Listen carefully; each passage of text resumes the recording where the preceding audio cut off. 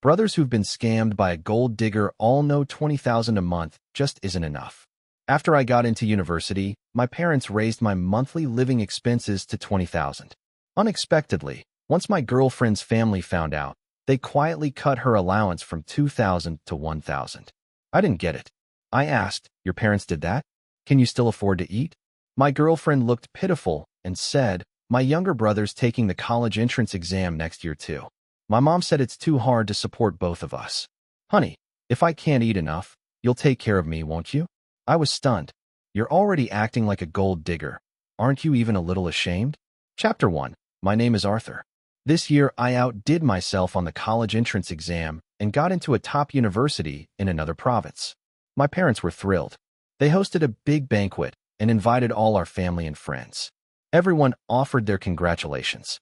Just my grandparents alone gifted me 200,000. That's not even counting my maternal grandparents, uncles, aunts, and cousins all giving generously. My dad grinned and said, "Arthur, you graduated high school and you're already a rich kid." I laughed and replied, "Yeah, I'll support you guys in the future." Although I had a lot of money in hand, I've always been careful with spending. Even as a kid, I never wasted a cent. My parents had already made a plan. Once I started university, they'd give me 20,000 a month for living expenses.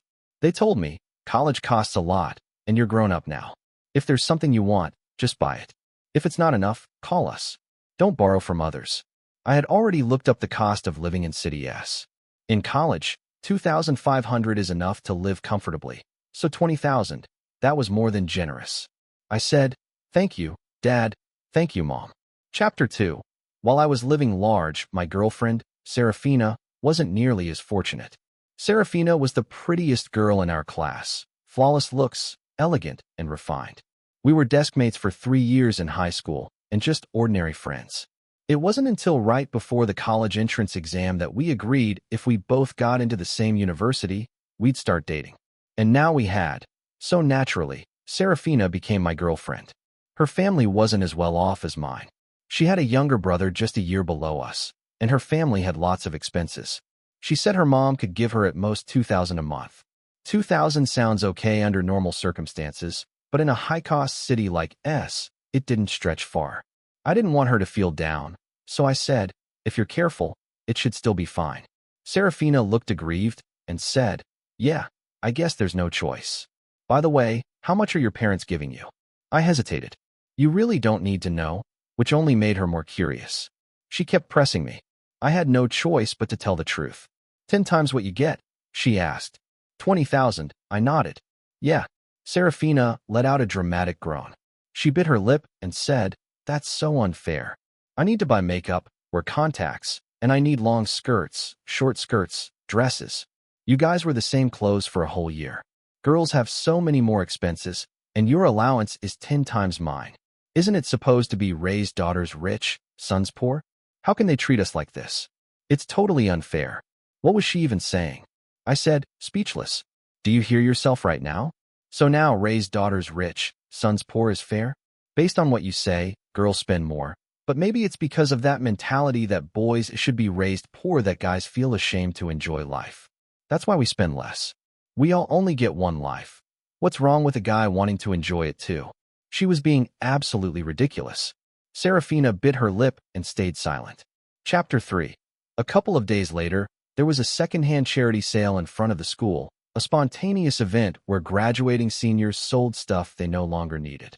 I brought some backpacks, magazines, and used notebooks, and a tablet to sell. Serafina didn't have much to sell. She had saved most of her things for her younger brother. After helping me in the stall for a bit, Serafina looked a little embarrassed and asked, "Arthur, could you maybe give me a discount on that backpack?" I pointed to my old backpack.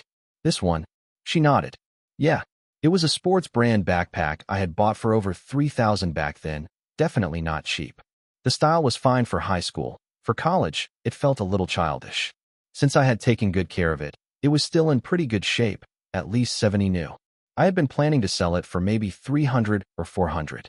Serafina said quietly, "My brother saw this exact backpack at the mall before. He really liked it, but it was way too expensive for us, so we couldn't buy it. If I could give it to him, he'd be thrilled." Hearing that made me feel a little sad. I thought, well, I won't be using it anymore, and if someone else can get use out of it, that's better than it gathering dust. So I said generously, all right, no charge, take it.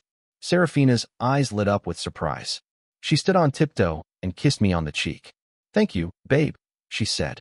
Later, she brought it home, and her brother even messaged me to say thank you. I felt a little embarrassed.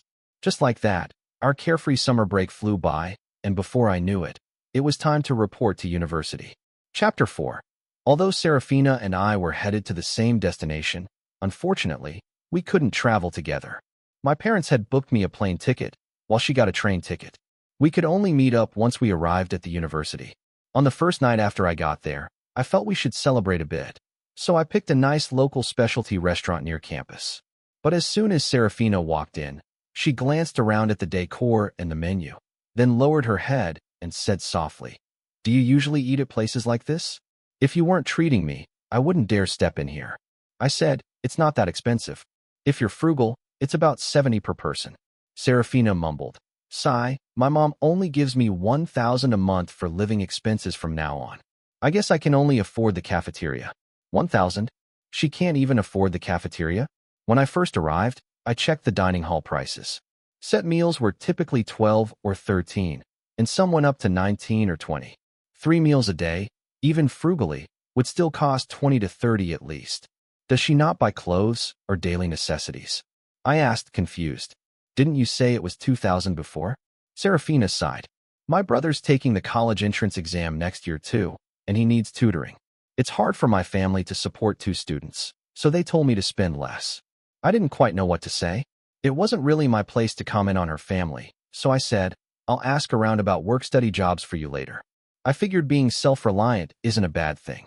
But Serafina gave me this pitiful look and said in a whiny voice, "Babe, if I can't eat enough, you'll take care of me, right?" I almost instinctively said, "Of course," but just then a strange feeling hit me. There seemed to be some hidden connection between my living expenses and hers. Her mom had originally said she'd give her 2,000, and adults surely know the cost of living. Now it suddenly got cut in half. Was it really because they couldn't afford it, or was it because they expected me to make up the difference? But the thing is, I'm just a student. I'm spending my parents' money. They're responsible for raising me, but what right do I have to use their money to support her? Seeing me fall silent, Serafina stared at me intently and said, "Babe, you're really not going to take care of me?" She looked like she was trying to force a commitment out of me.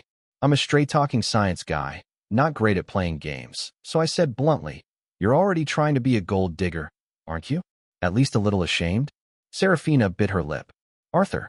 Serafina was so upset.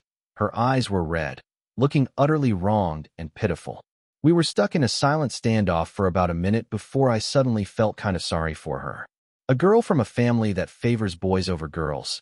Even after getting into college, her mom wouldn't give her any living expenses. My attitude softened. I said directly, "Don't be mad. I was just joking. But do you think your mom's doing this to push me into spending money on you?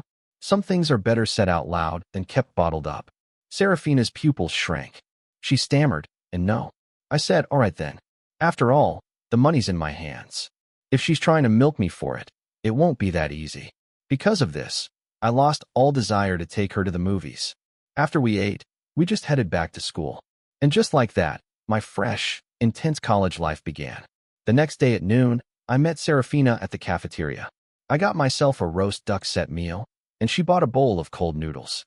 I was starving and finished my plate in just a few bites. Suddenly, Serafina frowned and snapped, "Why are you only thinking about yourself? There was just one chicken leg, and you didn't even ask me before eating it." I looked at her, confused. "It's just a chicken leg. What's the big deal?" She bit her lip, looking hurt, and said, "Do you think I care about the chicken leg? I just think you're way too selfish. Look at other guys. What kind of boyfriend doesn't save the best stuff for his girlfriend? Why are you like this?" I put down my chopsticks, my voice turning cold. "Serafina, I bought this meal with my own money. What's wrong with me eating the chicken leg?" She tried to cut in, but I interrupted her straight away. "If you're eating stuff I bought, then stop with the nonsense. I'm telling you, either eat it or I'll just throw it away. Don't pull this emotional guilt trip on me." She muttered, looking aggrieved, "I'll eat it." I was speechless. After we left the cafeteria, we went to a fruit store. Fruit on campus was pretty pricey. I picked a box of lychees and a box of watermelon. Just as I was about to pay, Serafina walked over with a box of durian, looking all pitiful. "Babe, can you get me this one too?" she asked with a pleading look. She wasn't being pushy, just pitiful, so I reached over and paid for it. And just like that, the first month flew by. I checked the balance on my meal card and realized my living expenses were several times higher than the rest of my dorm mates. But it wasn't like I was eating better than them. So I looked closely at the spending details: buns, sausages, trendy snacks, clothes, shoes, and all kinds of cosmetics and skincare products. Individually, they didn't seem like a big deal, but when added up, it was a ridiculous amount, all spent on Serafina. Just thinking about how she even swiped rolls of toilet paper I bought made me start losing patience. That evening, when Serafina came to ask me to dinner, I said bluntly, "Sorry, I'm on a fitness kick lately, just eating low-calorie meals." Chapter 5. When Serafina heard what I said, she froze for a second, then quickly responded, "Babe, why are you even working out? Health and happiness are what really matter. If you're just eating boiled eggs and boiled chicken breast every day, wouldn't that make you depressed? Besides, I think you might misunderstand. People assume girls like guys with muscles, but that kind of body actually scares me a little. I like you just the way you are now." I was speechless. I had to admit, Serafina was pretty cute when she acted all sweet like that.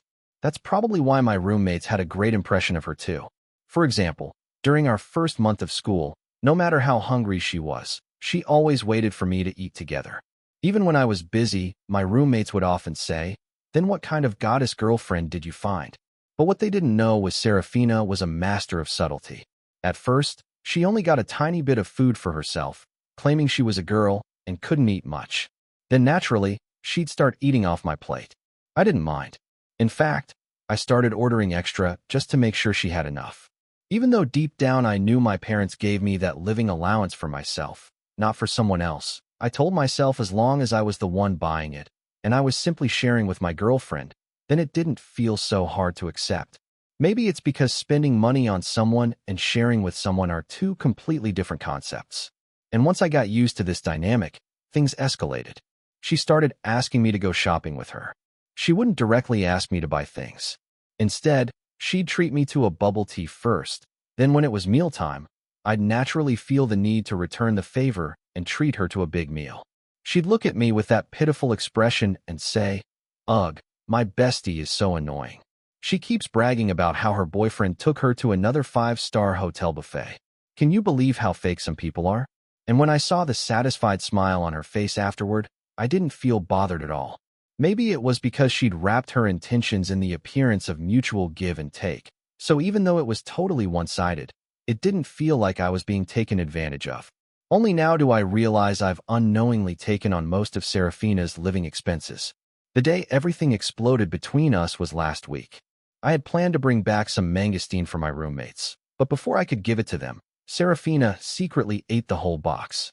Looking at the now empty fruit container, I rubbed my temples and asked, "If you wanted some, couldn't you just buy it yourself?" Serafina could tell I wasn't in a good mood. She mumbled, "My family never buys mangosteen. I'd never had it before. You're being so stingy. You get 20,000 a month. This is pocket change to you. Why are you acting so cheap? I'm your girlfriend, aren't I?" She looked both pitiful and infuriating. I gritted my teeth and snapped. "My parents gave me 20,000 because they were afraid I wouldn't have enough, not so I could blow all of it." My parents were the type who worried I might end up relying on others financially, but Serafina's family was the complete opposite. Because of this, we had a fight. After going back to the dorm, I officially started my so-called fitness plan.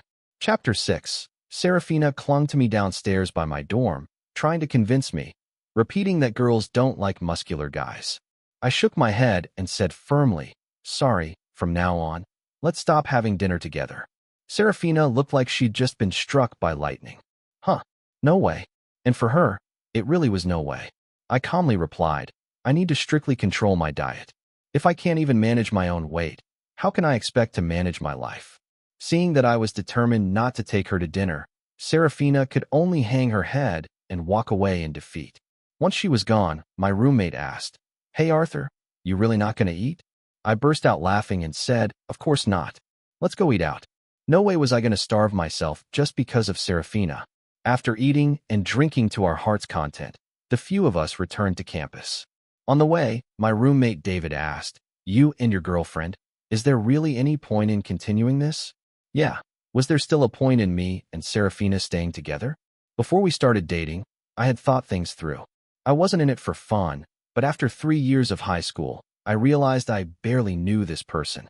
It was only after we got together that I discovered maybe we're just not compatible. Let's not even get into the small things, just our family backgrounds alone, we're worlds apart. Chapter 7. My family's pretty well off for a third-tier city, sort of local elites. Both my parents are mid to senior level in their companies, and many of our relatives are doing quite well. In terms of spending habits and lifestyle, my family is on a completely different level from Serafina's. Sometimes Serafina would tell me things about her family. She said her mom would purposely wait until after 9 p.m. to go grocery shopping because that's when everything gets heavily discounted. She told me her dad hasn't bought new shoes in 3 years. The soles wore out, and he just got them patched up. She said her younger brother saved up his pocket money for half a year just to buy her a dress. Serafina would get really emotional talking about these things, and she often vowed to repay her family one day. But at my house, both my parents are busy with work. My mom doesn't even look at the price tags when buying food. She only cares about freshness. We have all kinds of home appliances to make life easier. Dishwashers, robotic vacuum cleaners, name it. My mom always says time spent on chores could be time spent making money. My dad doesn't really care about clothes, but for formal events, his shirts and trousers easily cost over 10,000 yuan. They taught me by example. Work hard, spend reasonably. Don't just focus on saving, focus on earning. Money isn't saved, it's made. That's why I've developed a strong habit of financial planning.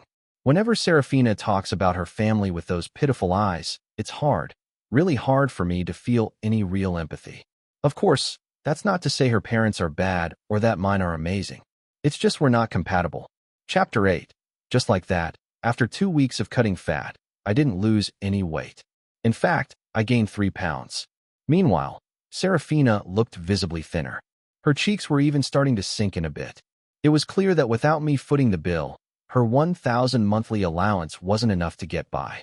Sometimes I really don't know whether I should pity her or try to shake some sense into her. If the money's not enough, why not talk to your parents? Why always cling to me?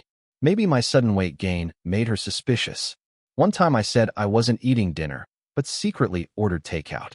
Just as I went downstairs to pick it up, Serafina suddenly appeared out of nowhere, arms crossed and fuming. "Babe, I thought you were watching your diet." Holy crap, caught red-handed. From the way she looked, you'd think I stole her food or something. I kept a straight face and said calmly, "Yeah, this is just boiled chicken breast, part of my diet plan." In reality, it was fried chicken and fries. Serafina was speechless. Chapter 9. A few more days passed, and the school announced a cultural arts festival.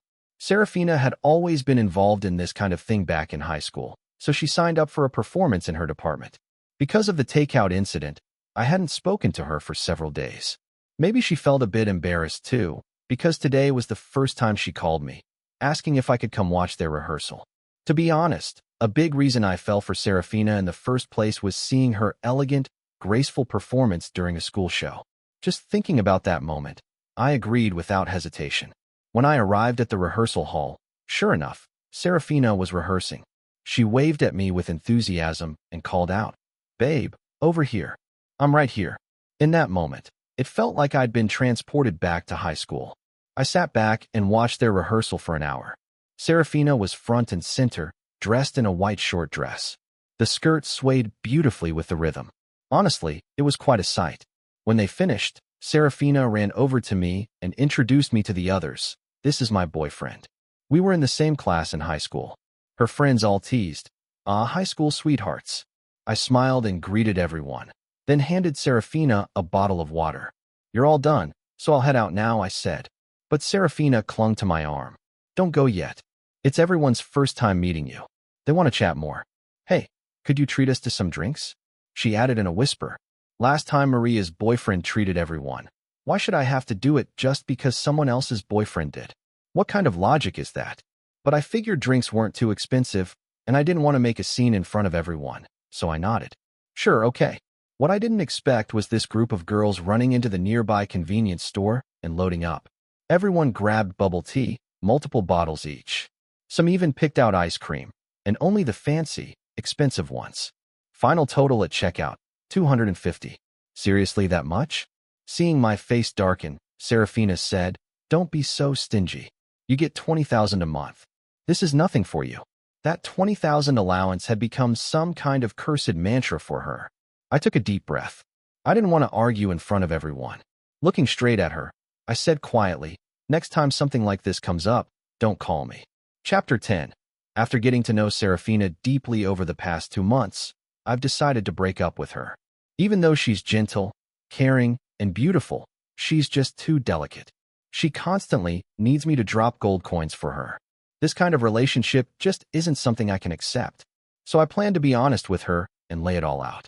But every time I tried to bring it up, she would interrupt me, either by sweetly bringing me water or saving me a seat, or by tearing up and looking heartbreakingly pitiful.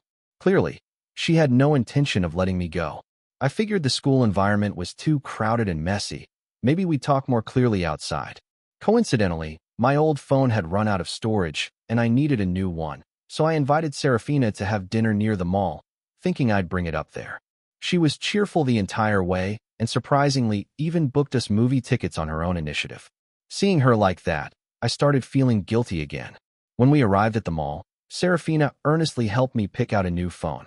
I don't really play mobile games and have no special preferences for phones, just something with decent storage and smooth performance. After browsing for a while, Serafina strongly recommended a model that cost over $7,000. I looked at it and said, "Isn't that a bit much?" But Serafina replied seriously, "Babe, you get what you pay for. This one's sleek, high performance, and super reliable. It'll last you a long time." So I stopped hesitating and paid for it. Right after the purchase, Serafina looked even happier than I was. Holding the phone, she said, "Babe, didn't we say we'd get matching phone cases? I'll take this to get a custom one made. It'll be a surprise when it's done, okay?" I was speechless. How the hell was I supposed to bring up a breakup after that? Chapter 11.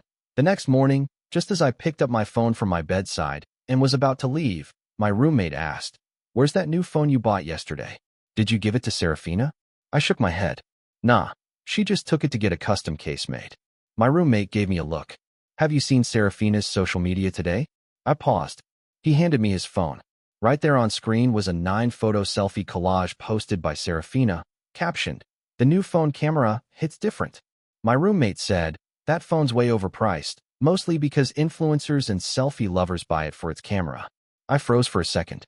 I didn't even need to think who else, but Serafina would love a selfie camera like that. He added subtly, "Arthur, do you think maybe she misunderstood and thought it was a gift?" My head was spinning from the sheer frustration. Being with someone like Serafina meant I had to constantly worry about getting scammed or leached off.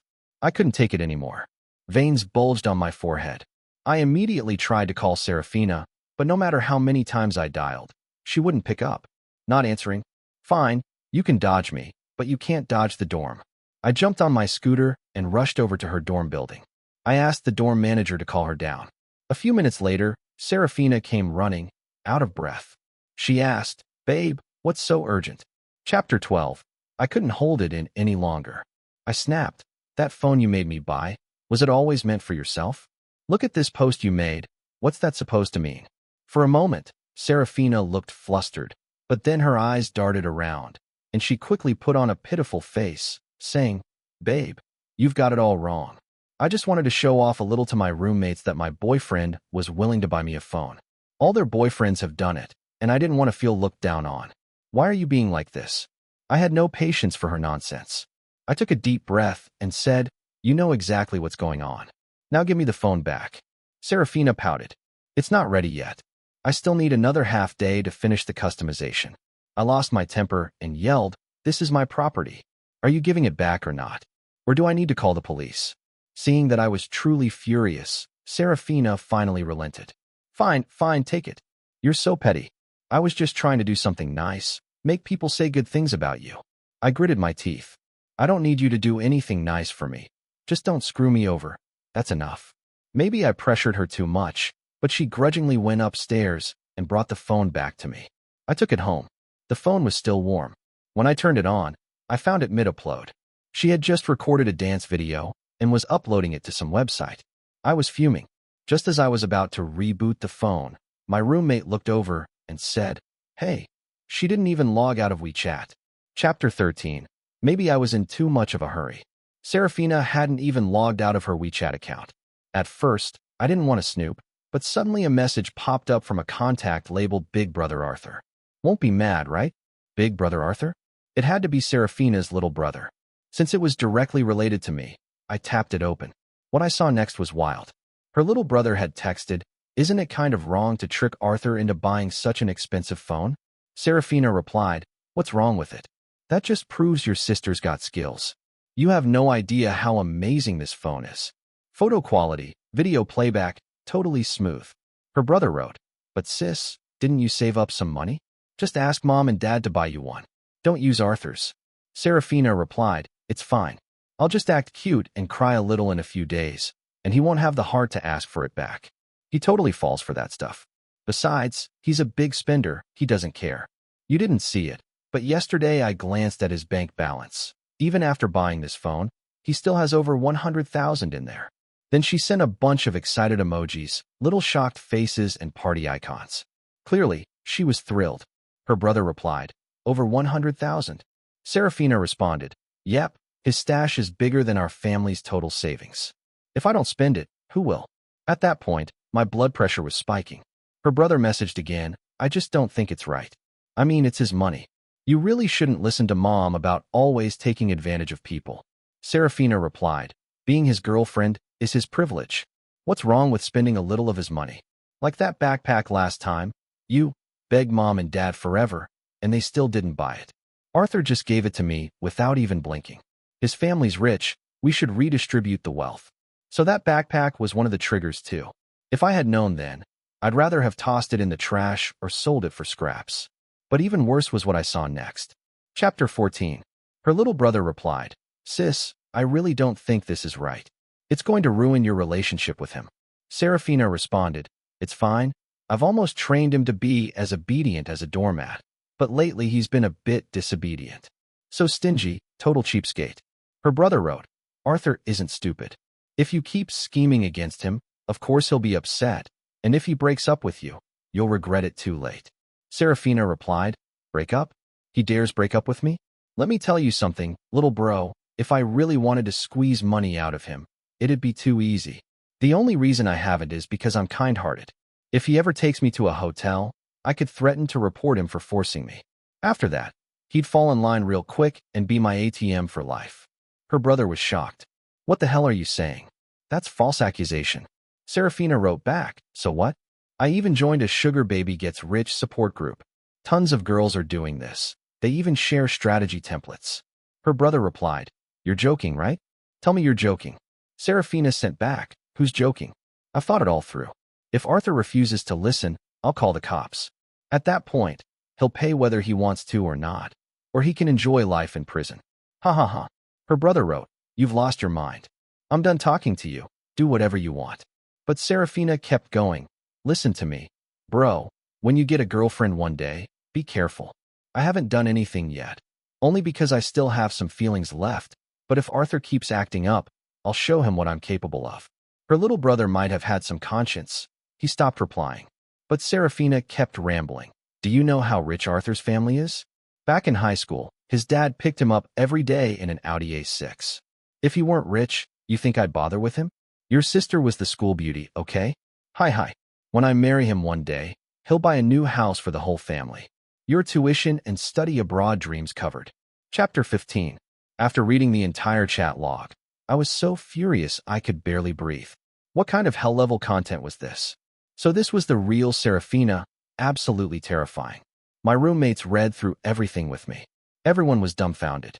One of them said, "This is insane, total psychological warfare. Hell is empty, the devils walk among us." Another muttered, "No wonder Serafina had been hinting lately that she didn't have to go back to her dorm at night. I'm naturally conservative, and I'd already been doubting this relationship, so I never crossed that line. Thank God I didn't." So that's what she had planned. One roommate said, "This is messed up. Shouldn't we call the police? Seriously, just knowing people like this exist gives me chills."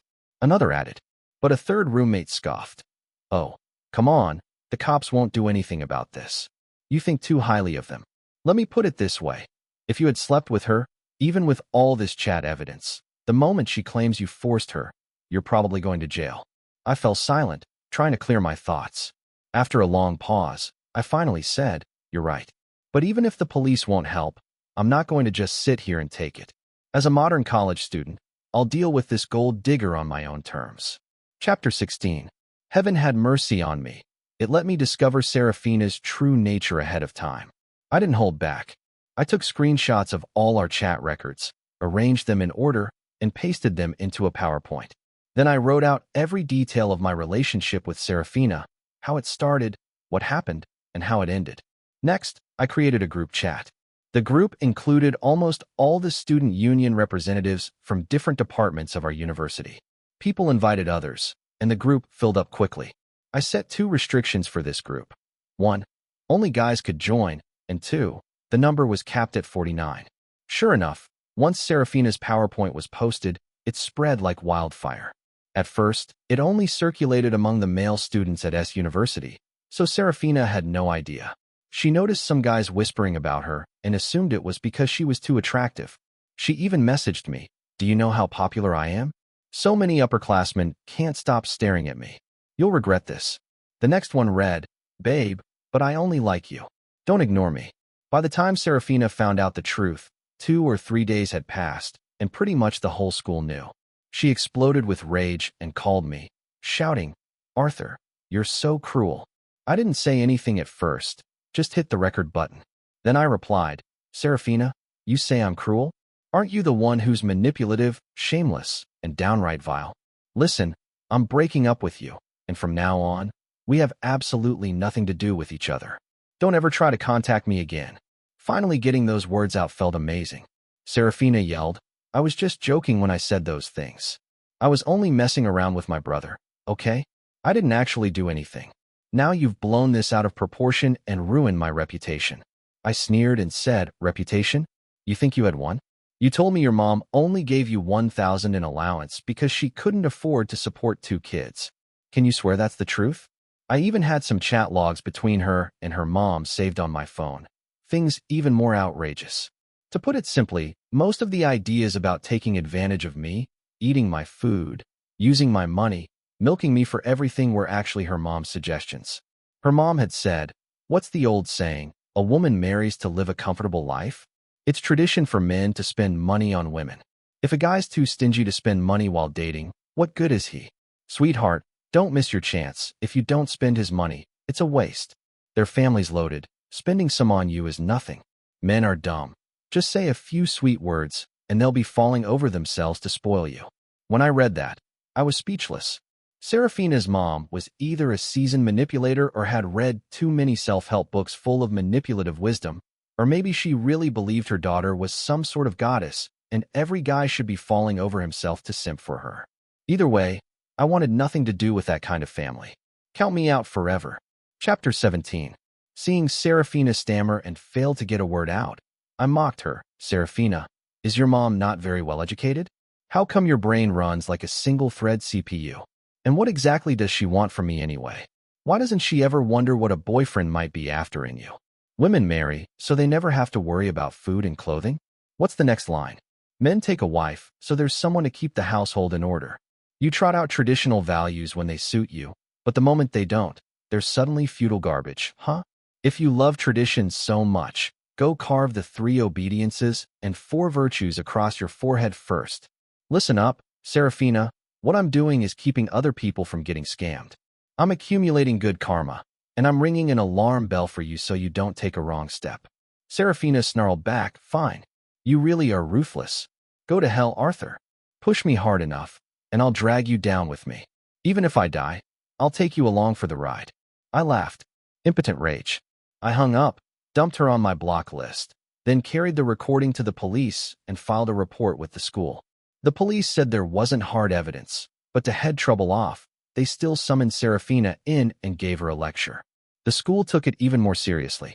The counselor called Serafina in several times and warned her that if she made remarks like that again, she'd be forced to withdraw. Getting expelled would wipe out more than a decade of study. Everything she'd worked for would go up in smoke.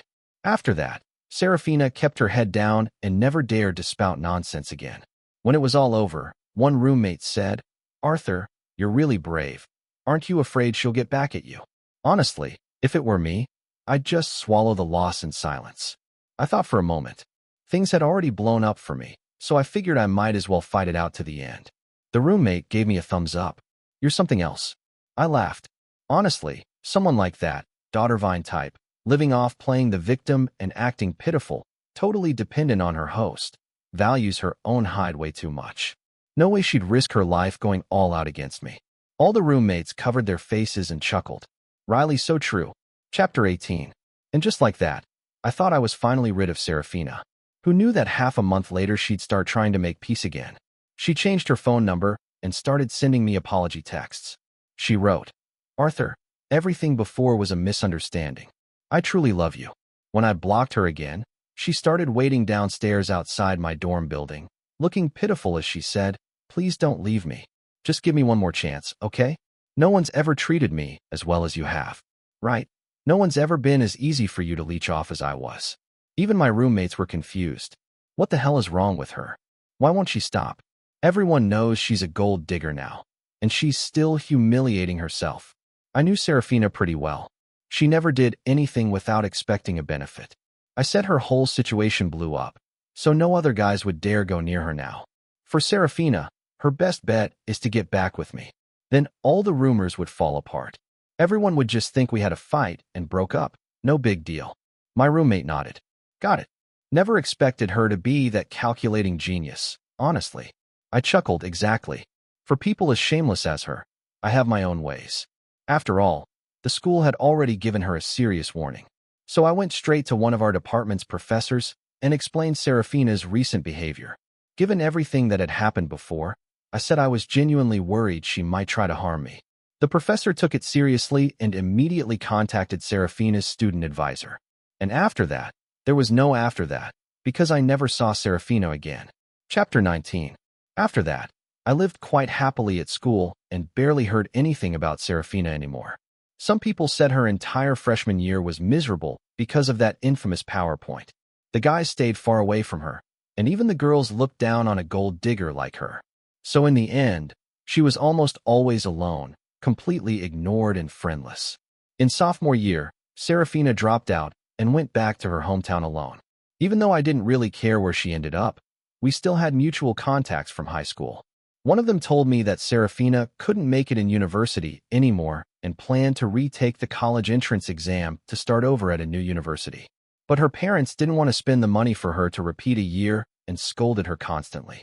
Serafina, feeling utterly wronged, blamed everything on her mom's bad advice, saying that's what led to her current downfall. Her whole family started pointing fingers at each other, fighting all day long. With things like that, chances of her getting into college again were slim. She even cried to her best friend, saying that if she had known how things would turn out, she wouldn't have listened to her mom. She said that she truly had feelings for me at the beginning and even worked hard to get into the same university with me. That part she claimed was real. But once she started following her mom's advice and scheming for my money, everything slowly turned rotten. I don't know if she said those things just to get word back to me, but what I do know for sure is Serafina herself was the real problem. If her values had been right, she never would have listened to her mom in the first place. Judging by the way she talked with her younger brother, she didn't think anything was wrong. On the contrary, she was proud and smug about it. Now she's pushing all the blame onto her parents again, just another performance, another act of fake innocence. Chapter 20. With Serafina gone from campus, even the air I breathed felt fresher. I could finally eat whatever I wanted, go to the cafeteria whenever I liked. Thinking back on everything that happened, it was all just one big farce. Of course, I also learned a lot from Serafina, like how you should never flaunt your wealth, and how indecision can cost you dearly. When it comes to right and wrong, you have to stand firm. A situation is either black or white. There's no gray area. Whether someone is a gold digger doesn't depend on how much they took from you, but whether they had the intention and acted on it. Even if it's just one colon, if it came from manipulation or deceit, that's gold digging. Serafina's incident also left a lasting impact on our university. That group I created, it stayed. It even got renamed S University Gold Digger Watch Group. The group's members came and went, passing the torch from one generation to the next, but everyone consciously kept the member count at 49. People said the group was like a magical mirror that revealed true natures. Anyone with questionable behavior could be posted there, helping the brothers steer clear. So whenever a top-tier gold digger showed up, she'd quickly earn a spot in the group archives.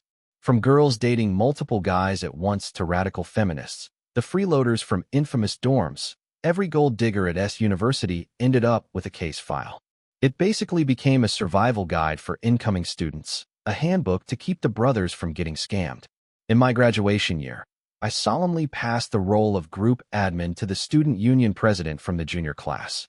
The new admin gave me a pledge, "Senior, I swear I'll protect this group and pass on the legacy." I nodded seriously. Gold diggers are getting more subtle these days. You've got a long battle ahead.